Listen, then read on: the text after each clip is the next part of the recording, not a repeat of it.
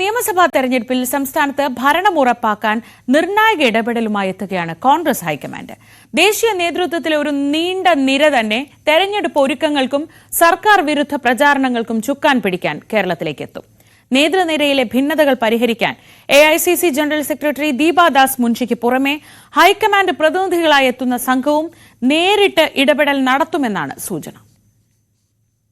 കർണാടകത്തിന്റെ ചുമതലയുള്ള AICC general secretary Randeep Singh Surjewala, രാജസ്ഥാനിൽ കോൺഗ്രസിന്റെ മുഖമായ സച്ചിൻ പൈലറ്റ്, കർണാടക ഉപമുഖ്യമന്ത്രി DK ശിവകുമാർ തുടങ്ങിയവരാകും കേരളത്തിൽ ഭരണമുറപ്പാക്കാനുള്ള കോൺഗ്രസ് ഹൈക്കമാൻഡിന്റെ നീക്കങ്ങൾക്ക് ചുക്കാൻ പിടിക്കാൻ ആദ്യഘട്ടത്തിൽ സംസ്ഥാനത്തേക്ക് എത്തുക.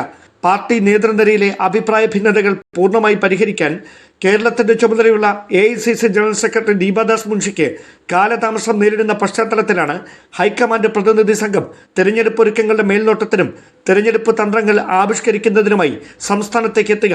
പാർട്ടിയുടെ സർക്കാർ വിരുദ്ധ പ്രചാരണങ്ങളിലും ഇവർ ഭാഗമാകുമെന്നാണ് വിവരം. വയനാട് ഉപതെരഞ്ഞെടുപ്പിൽ മണ്ഡലത്തിൽ ക്യാമ്പ് ചെയ്തുകൊണ്ട് സച്ചിൻ പൈലറ്റ് നടത്തിയ രാഷ്ട്രീയ പ്രചാരണം യുവ വോട്ടർമാർക്കിടയിൽ ഏറെ സ്വാധീനമുണ്ടാക്കിയതായാണ് കോൺഗ്രസ് ദേശീയ നേതൃത്വത്തിന്റെ വിലയിരുത്തൽ. തെരഞ്ഞെടുപ്പ് പ്രഖ്യാപിക്കുമ്പോൾ മാത്രം ഒരുക്കങ്ങളിലേക്ക് കടക്കുന്ന പതിവ് ശൈലിക്ക് വിരുദ്ധമായി പ്രത്യേക പദ്ധതി തയ്യാറാക്കി തെരഞ്ഞെടുപ്പ് ഒരുക്കങ്ങൾ നേരത്തെ തുടങ്ങാനാണ് ഹൈക്കമാൻഡിന്റെ നിർദ്ദേശം.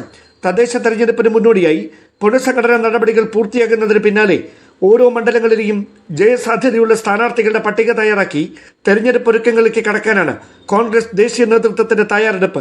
Dan Kurian, News 18, Thiruvananthapuram. വിവരങ്ങളുമായി VV അരുൺ തന്നെ തിരുവനന്തപുരത്ത് നിന്ന് ചേരുന്നു. അരുൺ, ഒരുപക്ഷെ കോൺഗ്രസ് ഒരു മുന്നൊരുക്കം എന്ന നിലയ്ക്ക് പല ചർച്ചകളും നടത്തുന്നുണ്ട്. പക്ഷേ ഇതിപ്പോൾ ഇത് എത്രത്തോളം പ്രധാനപ്പെട്ടതാണ്? കേരളത്തിൽ അധികാരം തിരികെ പിടിക്കുക എന്നത് എത്രത്തോളം പ്രധാനപ്പെട്ട ഒരു കാര്യമായി കോൺഗ്രസ് നേതൃത്വം കാണുന്നുണ്ട് എന്നതിന്റെ സൂചനകളാണ് വരുന്നത്. അങ്ങനെയെങ്കിൽ എന്തൊക്കെയാണ് വാർ റൂമിൽ തയ്യാറാവുന്ന പ്ലാനുകൾ?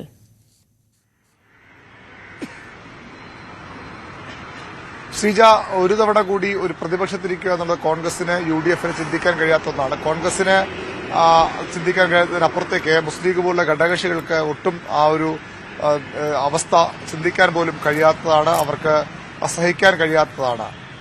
അങ്ങനെ വന്ന ഒരുപക്ഷെ മുന്നണി ബന്ധം തകർന്ന നിലയിലേക്ക് കാര്യങ്ങളെത്തും. അതുകൊണ്ടാണ് ഏത് വിധേനയും കേരളത്തിൽ ഭരണം പിടിക്കാൻ ദേശീയതലത്തിലും മറ്റ് വളരെ ചുരുങ്ങിയ സംസ്ഥാനങ്ങളിലേക്ക് കോൺഗ്രസിന്റെ ഭരണം ഒതുങ്ങുന്നു. അതുകൊണ്ട് തന്നെ കേരളത്തിൽ ഇതിൽ പരമൊരു സാധ്യതയില്ല. 2 തവണ തുടർച്ചയായി ഇടതുമുന്നണി അധികാരത്തിൽ വരുന്നു. സ്വാഭാവികമായും ഭരണവിരുദ്ധ വികാരം ഉണ്ടാകും.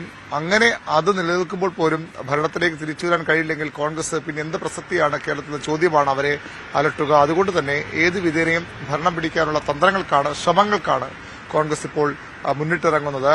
അതിൽ ഒരു പ്രധാനപ്പെട്ട നീക്കമാണിപ്പോൾ ഡാൻ റിപ്പോർട്ട് ചെയ്ത പോലെയുള്ള കോൺഗ്രസിന്റെ കൂടുതൽ നേതാക്കളെ, അത് ദേശീയതലത്തിൽ പ്രശസ്തരായ രാജസ്ഥാനിലും അതുപോലെ തന്നെ കർണാടകയിലും ഒക്കെ ആ രീതിയിൽ പ്രവർത്തിക്കുന്ന സുർജേവാലയെ പോലുള്ള നേതാക്കളെയൊക്കെ ഉൾപ്പെടുത്തിക്കൊണ്ടുള്ള ഒരു ദേശീയ നേതൃത്വത്തിന്റെ ഹൈക്കമാൻഡ് കൂടുതൽ പ്രതിനിധികളെ കേരളത്തിലേക്ക് അയക്കുക എന്നുള്ളത്. കേരളത്തിൽ ഇപ്പോഴും ഈ രഹസ്യമായും പരസ്യമായും ഒക്കെ ഗ്രൂപ്പ് പ്രവർത്തനം ശക്തമാണ്. ആരാണ് മുഖ്യമന്ത്രിയാകുമെന്നതിനെ ചൊല്ലി മുതിർന്ന നേതാക്കൾക്കിടയിൽ പോലും വലിയ തർക്കങ്ങളും കിടമത്സരവും നടക്കുന്നുണ്ട്. ആ സാഹചര്യത്തിൽ ഇവരെ ഒരുമിച്ച് കൊണ്ടുപോവുക, ഐക്യത്തോടെ മുന്നോട്ട് കൊണ്ടുപോകുന്നത് അത്ര എളുപ്പമല്ല കോൺഗ്രസ് ഹൈക്കമാൻഡ്. അതുകൊണ്ടാണ് ഒന്നിലധികം നേതാക്കളുടെ പാനൽ തന്നെ ഇത്തരത്തിൽ വന്ന ഒരു സംഘം തന്നെ വന്ന് കേരളത്തിലെ ഭരണം പിടിക്കാനുള്ള ശ്രമങ്ങൾക്ക് നേതൃത്വം നൽകുക. അതുപോലെ തന്നെ ഐക്യം ഉറപ്പാക്കുക. അതായത് ഏറ്റവും പ്രധാനം. കോൺഗ്രസിനെ എപ്പോഴും കോൺഗ്രസിന്റെ ആരോപണം കോൺഗ്രസിനെ ഭരണത്തിൽ നിന്ന് പുറത്താക്കുന്നു, നഷ്ടപ്പെടുത്തുന്നതൊക്കെ കോൺഗ്രസ് തന്നെയാണ്, അല്ലെങ്കിൽ കോൺഗ്രസുകാർ തന്നെയാണ്.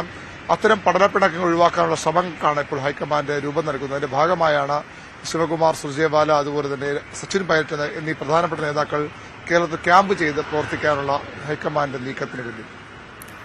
ശരി, നേരിട്ട് തന്നെ കേരളത്തിലെ ഒരുക്കങ്ങൾ ഹൈക്കമാൻഡ് നിയന്ത്രിക്കുന്ന തരത്തിലായിരിക്കും അടുത്ത തെരഞ്ഞെടുപ്പിൽ കോൺഗ്രസിന്റെ ഒരു പ്രവർത്തനം എന്നതാണ് മനസ്സിലാക്കുന്നത്. അതിനുള്ള തന്ത്രങ്ങളൊക്കെ ആവിഷ്കരിച്ചുകൊണ്ടിരിക്കുകയാണ്.